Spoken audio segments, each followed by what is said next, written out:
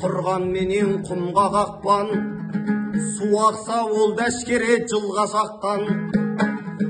Ассалаумағалейкум сәлем бердім, сөз ұстап жігіт едім жыр жаратқан. Адуындап ақының келіп қалды, кезім жоқ елді жерге бір қаратқан. Мұқағали Ораздың жерлесімін, татым дойды айтатын тілден аққан.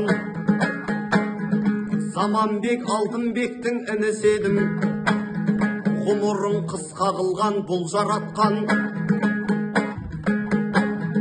Райымбектің ұрпағы сөз сөйлесе, рухтанып түспейді екен ұлдар аттан.